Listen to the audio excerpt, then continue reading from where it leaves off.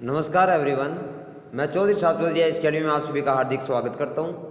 अगर आप हमारे चैनल पर पहली बार आए हैं तो कृपया करके चैनल को सब्सक्राइब जरूर कर लें ताकि आने वाली वीडियो की लेटेस्ट नोटिफिकेशन आपको मिलती रहे।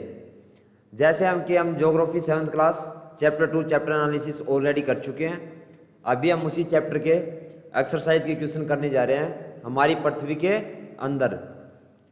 तो वीडियो को कृपया करके पूरा जरूर देखें। तो चलिए स्टार्ट करते हैं।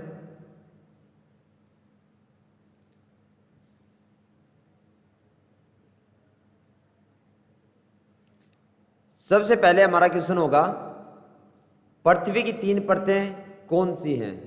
क्या पूछा गया है कि हमारी पृथ्वी है उसकी 3 परतें कौन सी हैं। तो पहली होगी हमारी भूपरपट्टी, दूसरा मेटल और तीसरा क्रोड। ये 3 हमारी पृथ्वी की परतें हैं, भूपरपट्टी, मेटल और क्रोड। सेकंड क्वेश्चन हमारा होगा, सेल क्या हैं। क्या पूछा गया है, सेल क्या हैं। तो क्या होते हैं सेल, कि हमारी जो पृथ्वी की प्रॉपर्टी होती है उसको बनाने वाले खनिज पदार्थ के किसी भी प्राकृतिक पिंड को हम सेल कहते हैं। जो हमारी पृथ्वी की प्रॉपर्टी है उसको जो बनाने वाले खनिज पदार्थ हैं उसके किसी भी प्राकृतिक पिंड को क्या कहते हैं, हम सेल कहते हैं। और सेल जो होते हैं वो उनका अलग कलर हो सकता है, अलग अलग कलर के भी हो सकते हैं, अलग अलग आकार के भी हो सकते हैं एवं गठन की हो सकती हैं।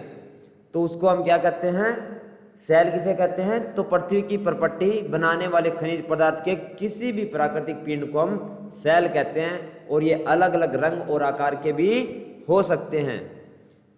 नेक्स्ट क्वेश्चन हमारा होगा, 3 प्रकार की सेलों के नाम बताएं। तो 3 प्रकार की सेल कौन सी हैं उनके बारे में पूछा गया। तो 3 प्रकार की सेल कौन सी होंगी, आग्रह सेल, सेकंड हमारी होगी अवसादी सेल और थर्ड होगी हमारी कयांतरित सेल। कौन सी होंगी, आग्रह सेल, अवसादी सेल और कयांतरित सेल। नेक्स्ट क्वेश्चन हमारा होगा, बर्ली भेदी एवं अंतर्भेदी सेल का निर्माण कैसे होता है। क्या पूछा गया है, बर्ली भेदी और अंतर्भेदी सेल का निर्माण कैसे होता है। बर्ली भेदी यानी जो बाह्य होती हैं और अंतर्भेदी जो अंदर की सेल होती है उनका निर्माण कैसे होता है। तो इसमें अंतर जो हमारी होती हैं बर्ली भेदी जो होंगी उसमें क्या होता है कि जब ज्वालामुखी निकलता है तो उससे जो लावा निकलता है और वो पिघल के पृथ्वी के आंतरिक भाग के ऊपर आ जाता है। तो यहाँ पे हमारा क्या होता है, ये जैसे ही हमारी पृथ्वी के ऊपर आता है समतल मैदान में जहाँ भी पहुँचता है ये ऊपर लावा ज्वालामुखी से जैसे ही निकलता है तो ये नीचे की तरफ आना शुरू होता है और जैसे ही ये आके तेजी से ठंडा हो जाता है और जब तेजी से ठंडा होता है तो इसके क्या होते हैं, छोटे छोटे कणों में ये पत्थर की तरह पे बन जाता है। तो उसको हम क्या कहते हैं, बर्ली भेदी बोलेंगे। कौन से बोलेंगे, बर्ली भेदी। क्या होता है, जब ज्वालामुखी हमारा होता है तो ज्वालामुखी से जो लावा निकलता है हमारा गर्म लावा वो धीरे धीरे हमारी धरती पे आता है और आते आते तेजी से ठंडा हो जाता है। तो उससे जो हमारी जो बनती हैं सेलें उसको हम क्या कहते हैं, बर्ली भेदी या बाह्य सेलें कहते हैं। और अंतर्भेदी जो हमारी सेल होंगी या फिर आंतरिक सेल जो होंगी उसका हमारा क्या होता है, जब लावा निकलता है तो वो जब बाहर की तरफ नहीं आता है, मैदानी क्षेत्रों की तरफ नहीं आता, वो क्या करता है उसके अंदर ही जहाँ पे वो निकलता है धीरे धीरे ठंडा होता है और उससे क्या करता है, वो वहाँ पे जब ठंडा होता है वो जमना शुरू हो जाता है। तो वो क्या करते हैं, बड़े बड़े कणों में जाके जमा हो जाता है। तो उसको हम क्या कहेंगे, अंतर्भेदी सेल कहेंगे। जो बाह्य बेल होते हैं, जो बाह्य सेल जो होंगी उसमें क्या होगा, बाह्य सेल में छोटे छोटे कण होते हैं और जो आंतरिक जो सेल होती है उसमें क्या होता है, बड़े बड़े कण होते हैं। उसका रीज़न क्या रहेगा, क्योंकि बाहर जो लावा आता है वो तेज़ी से ठंडा हो जाता है, इसके रीज़न रहेगा। और जो आंतरिक जो रहेंगी उसमें जो लावा है वो धीरे धीरे ठंडा होता है जिससे वो थोड़ा बड़ा आकार ले लेता है। तो इसको हम आंतरिक या फिर बाह्य सेल कहते हैं।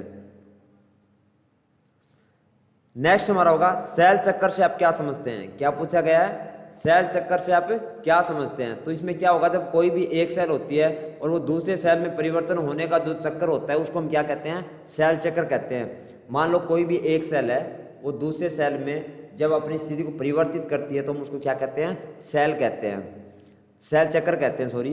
तो थर्ड हमारा नेक्स्ट क्वेश्चन होगा हमारा, सेलों के क्या उपयोग हैं। तो सेलों के प्रयोग के बारे में यहाँ पूछा गया है। तो सेलों का प्रयोग जो किया जाता है हमारा सड़क के निर्माण में भी किया जाता है, विभिन्न खेलों में भी इसका उपयोग किया जाता है। सैलो होते हैं हमारे, सैलो से कई दुर्गे या फिर किलों का निर्माण भी ऑलरेडी किया जा चुका है। पहले जो हमारे किले बने हैं उसमें भी सैलों का प्रयोग किया जा चुका है। और जो हम कोई भी इमारत खड़ी करते हैं उसके निर्माण में भी किसकी सहायता लेते हैं, हम सैलों की सहायता से इमारतें खड़ी होती हैं।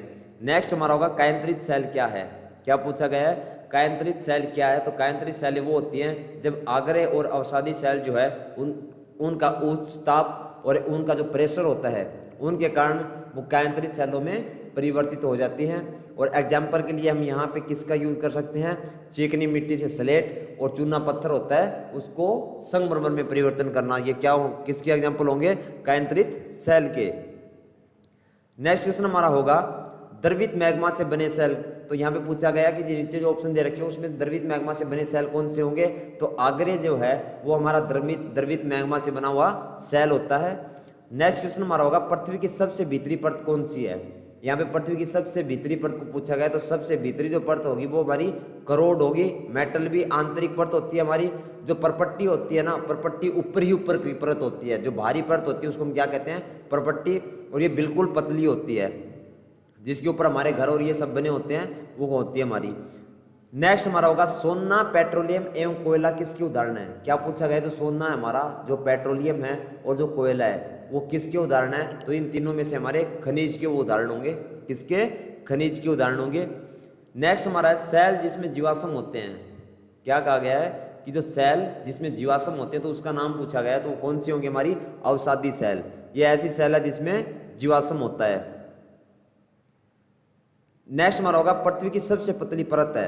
तो पृथ्वी की सबसे पतली परत कौन सी है, परपट्टी। हमने चैप्टर एनालिसिस में पूरी तरह से डिस्कस किया परपट्टी क्या चीज होती है, ये कितनी गहराई तक होती है, सब वहां पे तो जाके चैप्टर एनालिसिस पार्ट जरूर देख लें आप।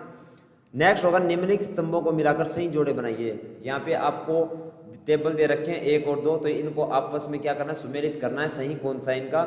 तो पहला होगा हमारा करोड़। तो करोड़ क्या होता है, हमारा जो भूमि होती है, तो हमारी भूमि की सबसे भीतरी जो परत होती है उसको क्या कहते हैं, हम करोड़ कहते हैं। नेक्स्ट हमारा होगा खनिज। खनिज क्या होता है, इसका एक निश्चित रासायनिक मिश्रण होता है। थर्ड हमारा होगा सेल। जो सेल है उसका प्रयोग हम कहाँ पे करते हैं, तो सड़क इमारत बनाने के लिए इसका प्रयोग करते हैं।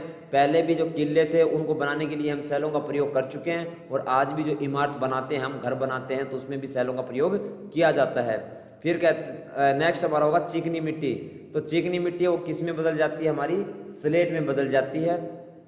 जिस प्रकार हमारा चूना पत्थर संगमरमर में बदल जाता है, तो उसी प्रकार चिकनी मिट्टी किस में बदल जाती है, स्लेट में बदल जाती है। नेक्स्ट हमारा होगा सीएल। तो सीएल पूछा गया कि सीएल किससे बनता है, तो ये हमारा सिलिका एवं एल्यूमिना से बनता है। सीएल हमारा किससे बनता है, सिलिका एवं एल्यूमिना से बनता है। नेक्स्ट हमारा होगा हम पृथ्वी के केंद्र तक नहीं जा सकते। क्या पूछा है इन्होंने कि हम पृथ्वी के केंद्र तक नहीं जा सकते, तो उसका कारण क्या है कि हम पृथ्वी के केंद्र तक नहीं जा सकते। तो इसका रीजन क्या रहेगा, सबसे पहले तो होगा हमारा कि पृथ्वी के केंद्र तक पहुंचने के लिए जो हमें है बहुत ज़्यादा खुदाई करनी पड़ती है, जो बिल्कुल भी संभव नहीं है।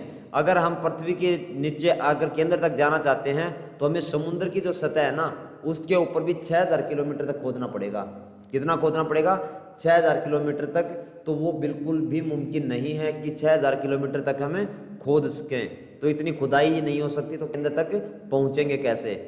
नेक्स्ट देखेंगे स्टेटमेंट कि जो पृथ्वी की हमारी जो सतह होती है उसका जो टेम्परेचर है वो कितना होता है, 1 सेंटीग्रेड प्रति 32 मीटर की दर से बढ़ता जाता है। जब हम पृथ्वी की सतह पर जाने की कोशिश करते हैं उसके केंद्र तक, तो 1 सेंटीग्रेड के अंदर प्रति 32 सेकंड की दर से जो हमारा टेम्परेचर है वो बढ़ना शुरू हो जाता है। तो जिसके कारण कोई भी मशीनरी अगर हम खुदाई के लिए यूज करेंगे तो किसी काम की नहीं है।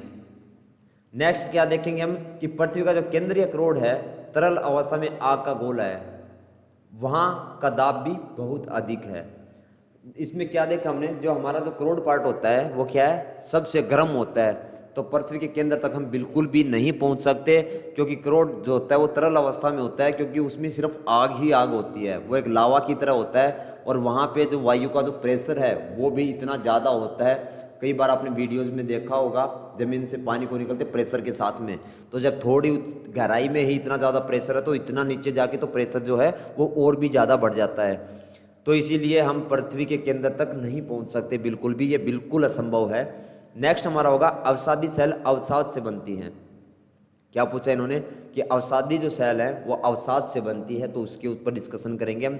तो जो सेल होते हैं ना वो क्या करते हैं, छोटे टूट कर, जो हमारे सेल होते हैं वो क्या करते हैं, टूट कर इधर उधर लुढ़कते रहते हैं और एक दूसरे से टकराने पर वो बिल्कुल छोटे छोटे महीन कणों में है ना डिवाइड हो जाते हैं, बिल्कुल छोटे छोटे टुकड़े उनके बन जाते हैं। तो उनको तो हम क्या कहते हैं, अवसाद कहते हैं। क्या कहते हैं उनको, हम अवसाद कहते हैं। ये अवसाद जब है, जब हवा चलती है या फिर कोई नदी होगी या कोई नाला हो गया मान लो आप, तो उसमें पानी के साथ ये क्या करते हैं, एक दूसरे स्थान पर पहुंचकर वहाँ पे जमा हो जाते हैं। जैसे हवा चलती है तो वो इन छोटे छोटे कणों को उड़ाकर अपने साथ ले जाती है और किसी समतल जगह पे उनको बिछा देती है। पानी के साथ ऐसा होता है कि वो अपने बहाव के साथ आगे बहा ले जाता है इनको, और धीरे धीरे ये क्या करते हैं, उसकी तलहटी में जमा होना शुरू हो जाते हैं। ये अदृश्य अवसाद दबकर एवं कठोर होकर सेल की परत बनाते हैं। यही वो अवसाद हैं जो नीचे दब जाते हैं और कठोर होकर सेल को बना देते हैं। इस प्रकार सेलों को हम क्या कहते हैं, अवसादी सेल कहते हैं। एग्जाम्पल के लिए यहाँ पर हम क्या यूज कर सकते हैं, जो हमारा बलुआ पत्थर होता है रेत के दानों से बनता है।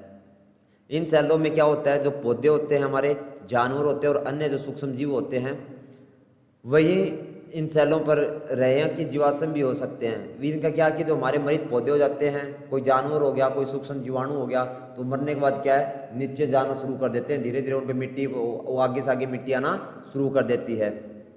और बाद में क्या होता है इनका, जैसे आज हमारा कोयला है, तो ये इसका एक अच्छा एग्जाम्पल है। नेक्स्ट हमारा होगा चूना पत्थर संगमरमर में बदलता है। तो कैसे, तो चूना पत्थर जो हमारा वो भी एक अवसादी सेल ही है, और अवसादी जो सेल है उसका जो हाई टेम्परेचर और जो प्रेशर है उसको कायांतरित सेलों में परिवर्तित कर सकता है। और चूना पत्थर भी उस ताप एवं दाब के कारण संगमरमर में परिवर्तन हो जाता है। इसके बाद में नेक्स्ट वीडियो में हम करेंगे यूपीएससी बेस्ड जो इंपॉर्टेंट क्वेश्चन रहेंगे। तब तक के लिए बाय बाय।